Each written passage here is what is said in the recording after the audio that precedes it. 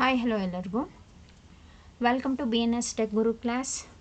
So ಇವತ್ತಿನ ಕ್ಲಾಸ್ನಲ್ಲಿ ನಾನು ನಿಮಗೆ MS Excel ಪಾರ್ಟ್ 4 ಅಂದರೆ MS Excelಲ್ಲಿ ಬರ್ತಕ್ಕಂಥ part 4 like one of the mathematical operations ಬಗ್ಗೆ ಹೇಳ್ತಾ ಇದ್ದೀನಿ. ಹೇಗೆ ನಾವು ಅಡಿಷನ್, ಸಬ್ಸ್ಟ್ರಾಕ್ಷನ್, ಮಲ್ಟಿಪ್ಲಿಕೇಶನ್ಸ್ ಹಾಗೂ ಡಿವಿಷನ್ಸ್ ಹಾಗೆ ಪರ್ಸಂಟೇಜ್ಗಳನ್ನು ಹೇಗೆ ನಾವು ತೆಗಿತೀವಿ ಅನ್ನೋ ಸಿಂಪಲ್ ಕ್ಯಾಲ್ಕುಲೇಷನ್ಸನ್ನು ನಾನು ನಿಮಗೆ ಇವತ್ತು ಹೇಳ್ತಾ ಇದ್ದೀನಿ.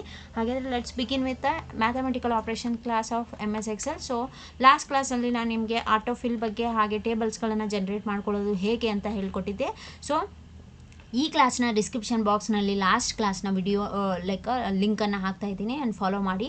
ಹಾಗೆ ಈ ಶೀಟ್ 1 ಏನು ಟ್ಯಾಬ್ ಇದೆಯೋ ಇದನ್ನು ನಾವು ಈಗ ಆಟೋಫಿಲ್ ಅಂತ ರೀನೇಮ್ ಮಾಡ್ತಾ ಇದ್ದೀವಿ. ಸೊ ನೋಡಿ, ಸೊ ಇಲ್ಲಿ ರೈಟ್ ಕ್ಲಿಕ್ ಮಾಡಿದರೆ ನಿಮಗೆ ಆಪ್ಷನ್ಸ್ಗಳು ರೀನೇಮ್ ಮಾಡೋ ಆಪ್ಷನ್ ಸಿಗುತ್ತೆ. ಹಾಗೆ ನಾನು ಈಗ ಒನ್ ಮೋರ್ ಎಕ್ಸ್ಟ್ರಾ ಶೀಟನ್ನು ಪ್ಲಸ್ ಮಾಡ್ಕೊತಾ ಇದ್ದೀನಿ and right click rename with the sheet mathematical operations mathematical operations ಅಥವಾ ಮ್ಯಾಥ್ ಆಪ್ರೇಷನ್ ಅಂತಲೇ ಹಾಕ್ತೀನಿ. So it will be identify ಅಂತ ಹೇಳಿ. ಸೊ ಇಲ್ಲಿ ನಾವು ಎಡಿಷನ್, ಸಬ್ಸ್ಟ್ರಾಕ್ಷನ್, ಮಲ್ಟಿಪ್ಲಿಕೇಶನ್, ಗುಣಾಕಾರ ಮಾಡೋಕ್ಕೆ ನಾವು ಏನು ಮಾಡ್ಕೊಳ್ಳೋಣ. ಸೊ ಒಂದು ಸೆಟ್ ರೆಡಿ ಮಾಡ್ಕೊತಿದ್ದೀನಿ. ಸೊ ಈಗ ನಾನು ಎ ಕಾಲಮ್ ಮತ್ತು ಬಿ ಕಾಲಮಲ್ಲಿ ಎಂಟ್ರಿ ಮಾಡ್ಕೊತಾ ಇರೋದ್ರಿಂದ ಸೊ 2 ಕಾಲಮನ್ನು ಸೇರಿಸ್ಕೊಂಡು ಮರ್ಜ್ ಮಾಡಬೇಕು. ಸೊ ಮರ್ಜ್ ಮಾಡಿದಾಗ ನಮಗೆ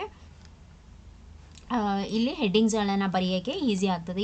you can enter the headings with the between two columns. So A ಮತ್ತು ಬಿ ಕಾಲಮ್ನ ಮಧ್ಯೆ 2 ಮರ್ಚ್ ಮಾಡಿದಾಗ so heading like arithmetic operation ಅಂತ ಹೇಳ್ತೀವಿ. ಸೊ ಅರ್ಥಮೆಟಿಕ್ ಆಪ್ರೇಷನ್,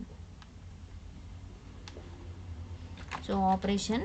ಸೊ ಈ ಥರ ಹೆಡ್ಡಿಂಗ್ ಹಾಕ್ಕೊಂಡ್ರೆ ಈಸಿ, ಅಂದರೆ ನಿಮಗೆ ಅಂಡರ್ಸ್ಟ್ಯಾಂಡ್ ಆಗೋಕ್ಕೆ ಈಸಿ ಆಗ್ತದೆ. ಅಂದರೆ ನೀವು ನೋಡಿ ಹೈಡ್ ಆದಾಗ ನೀವು ಡಬಲ್ ಟ್ಯಾಪ್ ವಿತ್ ಇಲ್ಲಿ ಸೊ ಈ ರೀತಿ ಅಥವಾ ಡ್ರ್ಯಾಗ್ ಮಾಡ್ಕೊಳ್ಳಿ. ಸೊ ಆವಾಗ ನಮಗೆ width of the column will be increase ಅಂತ ಹೇಳಿ. ಸೊ ಇಲ್ಲಿ ನಾನು ಫಸ್ಟ್ ನಂಬರನ್ನು ಯೂಸ್ ಮಾಡ್ತಾ ಇದ್ದೀನಿ because you need for all the mathematical calculations for any 2 numbers you require. So first number is 15 and second number. So second number, so 10. See, so now I am doing addition. So addition ಅಂದರೆ ಕೂಡಿಸೋದು and subtraction, so ಕಳೆಯೋದು, and multiplications, then division. So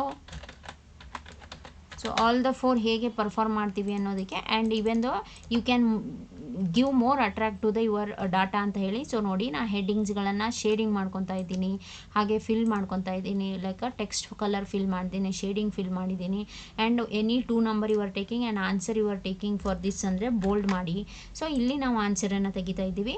so ಹಾಗಾದರೆ ನೋಡಿ, cell ಅಡ್ರೆಸ್ಗಳನ್ನು use ಮಾಡಿಕೊಂಡು and ಫಾರ್ಮುಲಾವನ್ನು ಹಾಕಬೇಕಾದ್ರೆ always Excel formula begins with is equals to sign. So is equals to ಸೈನ್ಸಿಂದನೇ ನಾವು ಫಾರ್ಮುಲಾವನ್ನು ಎಂಟ್ರಿ ಮಾಡಬೇಕಾಗುತ್ತೆ. And you should take the column ID and row number. So column index ಮತ್ತು ರೋ ಇಂಡೆಕ್ಸ್ಗಳನ್ನು ತೊಗೊಂಡು ನಾವು ಇಲ್ಲಿ ಆನ್ಸರನ್ನು ತೊಗೋತೀವಿ. ಅದಕ್ಕೆ ನಾವು ಅಡ್ರೆಸ್ ಅಥವಾ ಫಾರ್ಮುಲಾ ಆಫ್ ದ ಸೆಲ್ ಅಂತ ಹೇಳ್ತೇವೆ. ಈಗ ಸಪೋಸ್ ನಿಮಗೆ ಬಿ ಕಾಲಮಲ್ಲಿದ್ದು 15 ಅಂತ ತೊಗೋಬಾರ್ದು. ಸೊ ಬಿ ಕಾಲಮಲ್ಲಿ ಸೆಕೆಂಡ್ ರೋ ಇರುತ್ತೆ, ಆದ ಕಾರಣ ಸೊ ಇದನ್ನು you can enter by manually B2 plus symbol and B3. Why? Because in second number we are placed in the third row. So B2 plus B3. So now the answer is 25. In the same thing, one more thing you can do. So is equals to sign you can directly come to, ಅಂದರೆ ನೀವು ಡೈರೆಕ್ಟಾಗಿ so ಯಾವ ನಂಬರನ್ನು ಸೇರಿಸ್ತಾ like mathematical ಆಪ್ರೇಷನ್ಸ್ಗೆ use ಮಾಡ್ಕೊತಾ ಇದ್ದೀರಾ ಆ number, first ನಂಬರನ್ನು ಸೆಲೆಕ್ಟ್ ಮಾಡ್ಕೊಳ್ಳಿ and minus symbol and second ನಂಬರನ್ನು ಸೆಲೆಕ್ಟ್ ಮಾಡ್ಕೊಳ್ಳಿ. ಸೊ ಹೀಗೆ ಕೂಡ ಅದು ಆಟೋಮೆಟಿಕ್ಕಾಗಿ ಆ ಸೆಲ್ ಅಡ್ರೆಸ್ಸನ್ನು B2 minus B3 ಅಂತ ತೋರಿಸುತ್ತೆ. ಹಾಗೆ ನಾವು ಮಲ್ಟಿಪ್ಲಿಕೇಶನ್ ಮಾಡ್ಕೋಬೇಕಾದ್ರೆ ಸೊ ಫಸ್ಟ್ ನಂಬರ್ ಇಂಟು ಅನ್ನು ಆಸ್ಕಿ ಸಿಂಬಾಲ್ ಅಂತ ಹೇಳ್ತೇವೆ. ಸೊ ಈ ಸಿಂಬಾಲನ್ನು ಕೂಡ ಈ ಸಿಂಬಾಲನ್ನೇ ನಾವು ಇಂಟುಗೆ ಯೂಸ್ ಮಾಡ್ತೇವೆ. ಆ್ಯಂಡ್ ಸೆಕೆಂಡ್ ನಂಬರ್ ನೋಡ್ತಾ ಇದ್ದೀರಿ. ಸೊ B2 into B3 ಅಂತ ಎಂಟರನ್ನು ಹಿಟ್ ಮಾಡಿದಾಗ ನಮಗೆ ಎಂಟರನ್ನು ಪ್ರೆಸ್ ಮಾಡಿದಾಗ ಆನ್ಸರ್ ಡಿಸ್ಪ್ಲೇ ಆಗುತ್ತೆ. So is equals to so first number divide by second number. So ಸೈನ್ಸ್ಗಳನ್ನು ಕೂಡ ಅಬ್ಸರ್ವ್ ಮಾಡಿರಿ. ಸೈನ್ಸ್ ಅಂತಂದರೆ ಲೈಕ್ ಚಿಹ್ನೆಗಳು. ಸೊ ಚಿಹ್ನೆಗಳನ್ನು ಕೂಡ ನೀವು ನೋಡಿ ಅಲ್ಲಿ ನಾವು ಯಾವ ಥರ ಹಾಕ್ತಾ ಇದ್ದೀವಿ ಅಂತ. ಸೊ ಅಲ್ಲಿಗೆ ಸೊ ಒನ್ಸ್ ಇಫ್ ಎಡಿಷನ್ಗೆ ಕ್ಲಿಕ್ ಮಾಡಿದಾಗ ನಿಮಗೆ ಫಾರ್ಮುಲಾ ಬಾರಲ್ಲಿ ಅಥವಾ ಇದರಲ್ಲಿ ಡಬಲ್ ಟ್ಯಾಪ್ ಮಾಡಿ ಫಾರ್ಮುಲಾ ಕಾಣಿಸುತ್ತೆ. ಸೊ ಇದನ್ನು ಎಡಿಟ್ ಆಫ್ ದ ಸೆಲ್ ಅಂತಲೂ ಕರಿತೀವಿ. ಡಬಲ್ ಟ್ಯಾಪು ಮಾಡ್ಬೋದು ಅಥವಾ ಇಲ್ಲಿ ಡಬಲ್ ಟ್ಯಾಪು ಮಾಡ್ಬೋದು ಅಥವಾ ನೀವು ಇಲ್ಲಿ ಕ್ಲಿಕ್ ಮಾಡ್ತಿರ್ತೀರಲ್ಲ, ಸೊ ಅಲ್ಲಿ F2 ಅನ್ನು ಕೂಡ ಪ್ರೆಸ್ ಮಾಡ್ಬೋದು. So F2 is the cell edit ಅಂತ ಹೇಳ್ತೇವೆ. ಸೊ ಸೆಲ್ ಎಡಿಟ್ಗಳನ್ನು ಮಾಡ್ಕೊಳ್ಳೋಕ್ಕೆ ಸೊ ನಮಗೆ F2 is the shortcut key ಅಂತ ಹೇಳ್ತೇವೆ. ಸೊ ಇಲ್ಲಿ ಕ್ಲಿಕ್ ಮಾಡಿ F2 ಪ್ರೆಸ್ ಮಾಡಿಬಿಟ್ರೆ ನಿಮಗೆ ಸೊ ಸೆಲ್ ಎಡಿಟ್ಗೆ ಆಪ್ಷನ್ಸ್ ಅವಕಾಶ ಇರುತ್ತೆ ಅಂತ. ಸೊ ಇಲ್ಲಿ ನಮಗೆ B2 - B3 ಆದರೆ ಇಲ್ಲಿ ನಮಗೆ ಸೊ B2 × B3 ಇದೆ.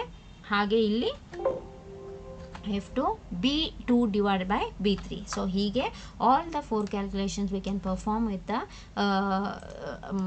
like ಎಕ್ಸೆಲ್ ಫಾರ್ಮುಲಾಸ್ ಅಂತ ಹೇಳ್ತೇವೆ. ಸೊ ನಮಗೆ ಇಲ್ಲಿ ಕಾಣಿಸ್ತಾ ಇರ್ತೈತೆ.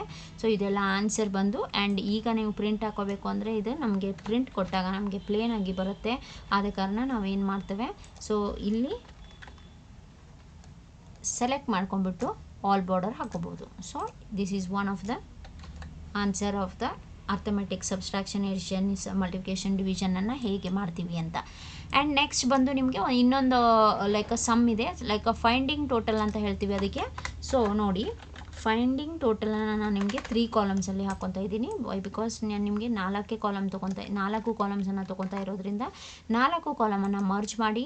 ಸೊ ಮರ್ಜ್ ಮಾಡಿ ಇಲ್ಲಿ finding total, so finding total ಅಂತ ಹಾಕ್ಕೊಳ್ಳಿ. ವೈ ಬಿಕಾಸ್ ಈ ನಮಗೆ ಎಕ್ಸೆಲಲ್ಲಿ ಟೋಟಲ್ ಅಂದರೆ ಏನು, ಕೂಡಿಸೋದು ಅಂತ ಹೇಳ್ತೀವಿ. ಲೈಕ್ ಎಡಿಷನ್ ಮಾಡೋಕ್ಕೆ ಅಂತಲೇ 3-4 ದಾರಿ ಇದೆ. ಫಾರ್ ಎಕ್ಸಾಂಪಲ್ ಫಸ್ಟ್ ಒನ್ ಬಂದು ಬಿಟ್ಟು ನಾವು ನಾರ್ಮಲ್ ಅಂತ ಕರಿತೀವಿ. ಫಾರ್ ಎಕ್ಸಾಂಪಲ್ ನಿಮಗೆ 10 ಮತ್ತು 15. ಸೊ ಆಗಲೇ ನಾವು ಏನು ನಾರ್ಮಲ್ಲಾಗಿ ಎಡಿಷನ್ ಮಾಡಿದ್ವು ಪಕ್ಕದ ಶೀಟಲ್ಲಿ ಅದೇ ಥರ.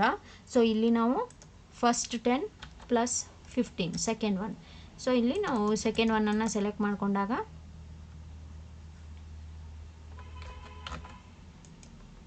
ಸೊ ಲೈಕ್ D3 ಅಂತಲೂ ಹಾಕೋಬೋದು. ಸೊ ಅದು ಸೆಲೆಕ್ಟ್ ಆಗ್ತಾ ಇಲ್ಲ. ಸೊ D3 ಈ ರೀತಿ ನಾವು ಕ್ಯಾಲ್ಕುಲೇಷನ್ಸನ್ನು ಮಾಡ್ಬೋದು. ಇದನ್ನು ನಾವು ನಾರ್ಮಲ್ ಫಾರ್ಮುಲಾ ಎಂಟ್ರಿ ಅಂತ ಕರಿತೀವಿ. ಸೊ ಲೈಕ್ 2, 3 ಈ ಥರ ಇದ್ದಾಗ ನಾವು ಇವುಗಳನ್ನು ಯೂಸ್ ಮಾಡ್ಕೋಬೋದು. ಬಟ್ ಹೆವಿ ಇದ್ದಾಗ ನಮಗೆ ಬೇರೆ ಬೇರೆ ಟೋಟಲ್ ಆಪ್ಷನ್ಸ್ಗಳಿದೆ ಫೈಂಡಿಂಗ್ ಟೋಟಲ್.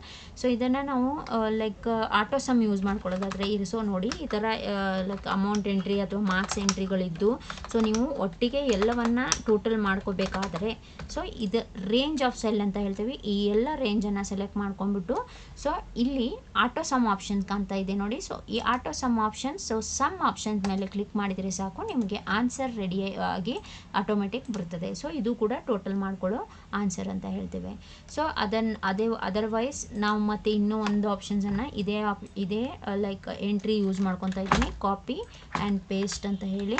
ಸೊ ಇಲ್ಲಿ ನಾನು = ಸಮ್ ಫಾರ್ಮುಲಾವನ್ನು ನಾನೇ ಮ್ಯಾನ್ಯುವಲಿ ಹಾಕ್ತಾ ಇದ್ದೀನಿ. Sum SUM bracket select the entire range and bracket close. So enter ಮಾಡಿ. ಸೊ ಈ ರೀತಿ ಮತ್ತೆ ನಿಮಗೆ ಸಮ್ ಫಾರ್ಮುಲಾ ಹಾಕೋದ್ರಿಂದ ಆ ರೀತಿ ಆನ್ಸರ್ ಬರ್ತದೆ ನೋಡಿ. ಸಮ್ ಫಾರ್ಮುಲಾ F2 ಇಂದ F7 is the cell range ಅಂತಲೇ ಹೇಳ್ತೀವಿ. ಸೊ ಈ ಥರ ನಿಮಗೆ ಸೇಮ್ ಆನ್ಸರ್ ಬರ್ತದೆ. This is the one of the total method ಅಂತಲೇ ಹೇಳ್ತೀವಿ. And one more total method ಇದೆ, ಇದನ್ನೇ ಕಾಪಿ ಮಾಡ್ತಾ ಇದ್ದೀನಿ. ಸೊ ನೋಡ್ಕೊಳ್ಳಿ, ಇಲ್ಲಿ ಲೈಕ್ ನಿಮಗೆ ಶಾರ್ಟ್ಕಟ್ ಕೀಯನ್ನು ಯೂಸ್ ಮಾಡ್ಬೋದು. ರೇಂಜನ್ನು ಸೆಲೆಕ್ಟ್ ಮಾಡ್ಕೊಂಡ್ಬಿಟ್ಟು Alt = ಸೊ Alt = ಹಾಕಿದಾಗ ಆಟೋಮೆಟಿಕ್ ಆನ್ಸರು ಜನ್ರೇಟ್ ಆಗುತ್ತೆ. ದೆನ್ ಈ Alt = is the shortcut key ನೋಡಿ, ಇಲ್ಲಿ ನೋಡ್ತಾ ಇದ್ದೀರಿ. ಸೊ Alt ಜೊತೆಗೆ = sign is the shortcut key for this. And this is called as = sum bracket open bracket ಕ್ಲೋಸಲ್ಲಿ ಸೆಲ್ ರೇಂಜನ್ನು ಹಾಕ್ತೀವಿ. And this is called as like ನಮಗೆ and this is auto sum. So auto sum option ಅಂತ ಹೇಳ್ತೀವಿ. Auto sum option and sum ಫಾರ್ಮುಲಾವನ್ನು use ಮಾಡ್ಕೊಳ್ಳೋದು. And this is a normal one. So normal ಅಂದರೆ ++ ಹಾಕ್ತಾನೋ ಹೋಗ್ಬೋದು ನಾವು. ಸೊ ನಿಮಗೆ ಲೈಕ್ ಇದೇ ಥರ like no fill.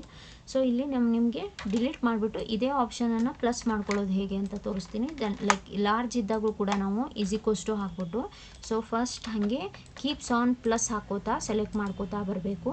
Then last ಬಂದಾಗ ಸೊ ಕ್ಲೋಸ್ ಮಾಡ್ಕೊಂಡು ಎಂಟರ್ ಕೊಟ್ಟರೆ ನಿಮಗೆ ಈ ಥರ ಆನ್ಸರ್ ಬರ್ತದೆ. ಆ್ಯಂಡ್ ಒನ್ ಮೋರ್ ಪ್ಲಸ್ ಆಗಿಲ್ಲ ಇಲ್ಲಿ.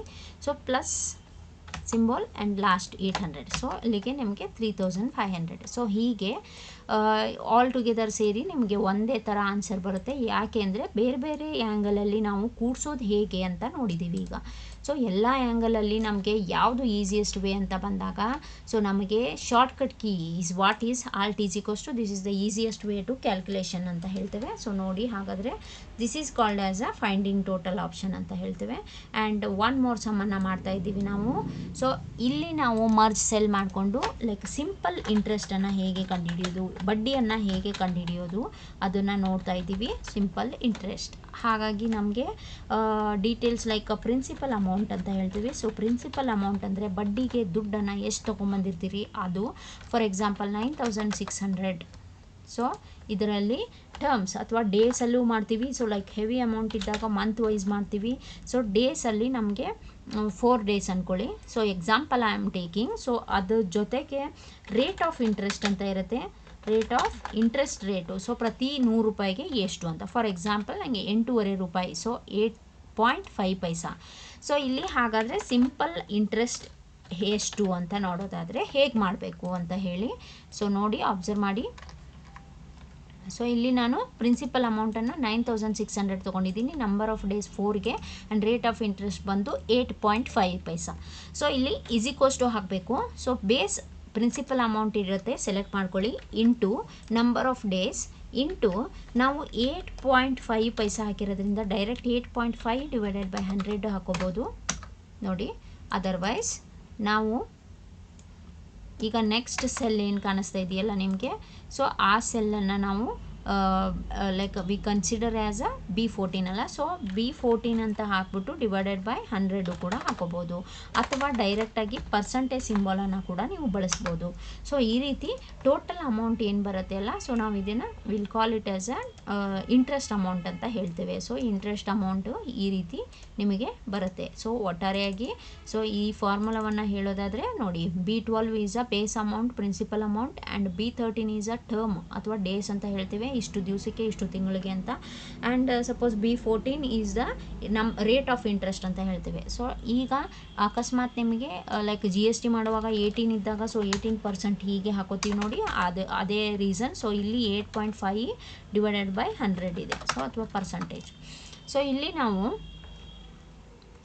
ಸಪೋಸ್ ನಿಮಗೆ ಲೈಕ್ 50,000 ಏನಾದರೂ ಅಮೌಂಟ್ ಸಾಲ ತಂದಿದ್ದರೆ ಸೊ ನಂಬರ್ ಆಫ್ ಮಂತ್ 1 ಅಂತ ಹಾಕ್ತೀವಿ. ಅವಾಗ the days consider as a like month 1 ಮಂತಿಗೆ ಸೊ ಎಷ್ಟು ಪರ್ಸೆಂಟು ಅಂದರೆ 100ಕ್ಕೆ 1% ಅಂತ ಲೆಕ್ಕ ಆಗುತ್ತೆ ಅಂದ್ಕೊಳ್ಳಿ. ಸೊ ಅಥವಾ 1.5 ಪೈಸಾ 1.5 ರೂಪಾಯಿ. ಸೊ ಆವಾಗ ನಿಮ್ಮ ಬಡ್ಡಿ ಸೊ 4750 ರೂಪಾಯಿ ಆಗುತ್ತೆ. ಸೊ ಯಾವಾಗ ಮಂತ್ ವೈಸ್ ಆಗುತ್ತೆ ಅದನ್ನು 1 ಮಂತ್ ಅಂತ ಕನ್ಸಿಡರ್ ಮಾಡ್ತೀವಿ. ಅಥವಾ ನಂಬರ್ ಆಫ್ ಡೇಸ್ 15 ದಿವಸಕ್ಕೆ ಆದರೆ ಸೊ 15 ಡೇಸ್ ಅಂತ ಕ್ಯಾಲ್ಕುಲೇಟ್ ಆಗ್ತದೆ. ಬಟ್ ಅದು ನಮಗೆ ಮಾಡೋ ಮೆಥಡಲ್ಲಿ ಸೊ ಡೇಸ್ ಬರೋಲ್ಲ. ಸೊ ಡೇಸ್ 15 ಡೇಸ್ ಆ ಥರ ಬರೋಲ್ಲ. ಸೊ ನಾವು ಮಂತ್ ವೈಸೇ ಮಾಡ್ತೀವಿ. ಸೊ ಆದ ಕಾರಣ ನಮಗೆ 15,000ಗೆ 4,250 ರೂಪೀಸ್ ಬರ್ತದೆ. ಆ್ಯಂಡ್ ಈ ರೀತಿ ನಿಮಗೆ ಸೊ ಸಿಂಪಲ್ ಸಮ್ಸ್ಗಳನ್ನು ತೋರಿಸ್ತಾ ಇದ್ದೀನಿ. ಆ್ಯಂಡ್ ಲಾಸ್ಟ್ ಸಮ್ ಬಂದುಬಿಟ್ಟು ಸೊ ನಿಮಗೆ ಎಲೆಕ್ಟ್ರಿಸಿಟಿ ಬಿಲ್ಲನ್ನು ಹೇಗೆ ಜನ್ರೇಟ್ ಮಾಡ್ಕೊಳ್ಳೋದು ಅಂತ. ಅದಕ್ಕೂ ಸಹ ನಾವು 2 ಕಾಲಮನ್ನು ಸೆಲೆಕ್ಟ್ ಮಾಡ್ಕೊಳ್ಳಿ, ಮರ್ಜ್ ಮಾಡಿ. ಸೊ ಇಲ್ಲಿ ಎಲೆಕ್ಟ್ರಿಸಿಟಿ ಬಿಲ್ ಅಂತ ಮಾಡ್ಕೊಳ್ಳಿ.